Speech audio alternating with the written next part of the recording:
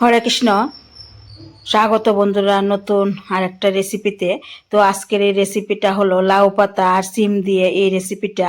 তো সিমের তো সিজন প্রায় চলে যাচ্ছে, তো চলে যাওয়ার আগে আপনারা একবার লাউ পাতা আর সিমের এই রেসিপিটা অবশ্যই একবার করবেন। তো তার জন্য আমি সিম গাছ থেকে পেরে নিলাম। গাছের মধ্যে অনেকগুলি সিম ছিল, তো ভাবলাম পেরে নেই আর ভিডিও করলাম আর আপনাদের সঙ্গে একটু শেয়ার করলাম।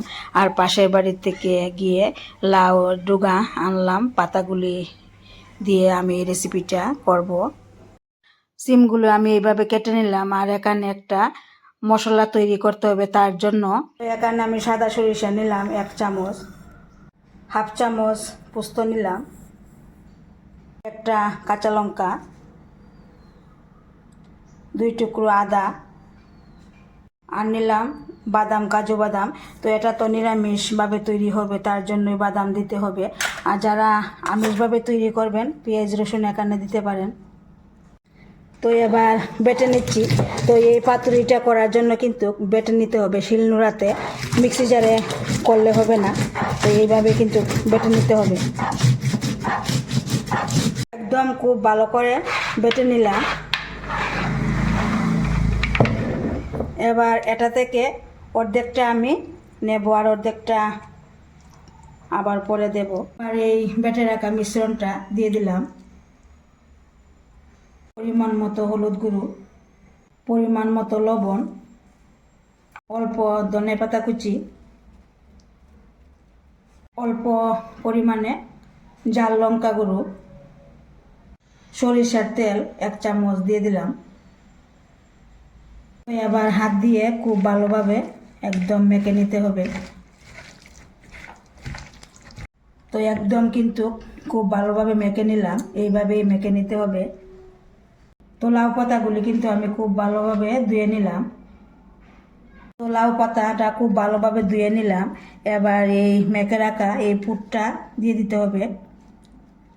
পুরটা দিয়ে দেওয়ার পর প্রথমে এইভাবে পাতাটা দিয়ে দিতে হবে, আবার এইভাবে দিয়ে আমি যেভাবে দেখাচ্ছি তো আপনারাও এইভাবে করে নেবেন।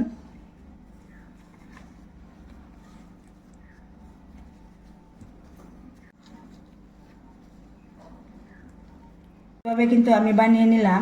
এবার একটা সুতো দিয়ে কিন্তু বেঁধে দেব। এইভাবে সুতো দিয়ে বেঁধে দিতে হবে। তো সবগুলো আমি একইভাবে বানিয়ে নেব। তো সুতো দিয়ে কিন্তু আমি এইভাবে বেঁধে নিলাম, সবগুলো আমি এইভাবেই বানিয়ে নেব। তো সবগুলো কিন্তু আমি এইভাবে বানিয়ে নিলাম।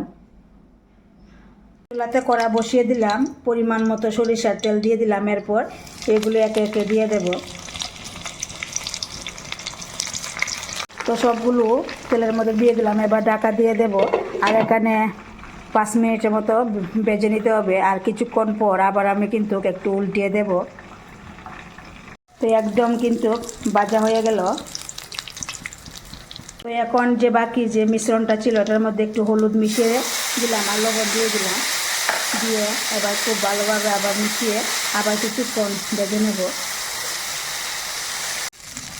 তো ব্যাটারটা দেওয়ার পর কিছুক্ষণ উল্টিয়ে পাল্টিয়ে দিলাম।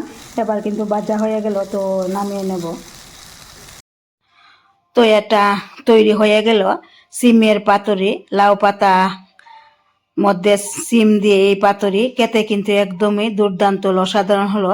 তো আমার এই রেসিপিটা যদি ভালো লাগে অবশ্যই একটা লাইক দিবেন, শেয়ার করবেন। আর আপনারা অবশ্যই একবার হলো এইভাবে বানিয়ে খেয়ে দেখবেন।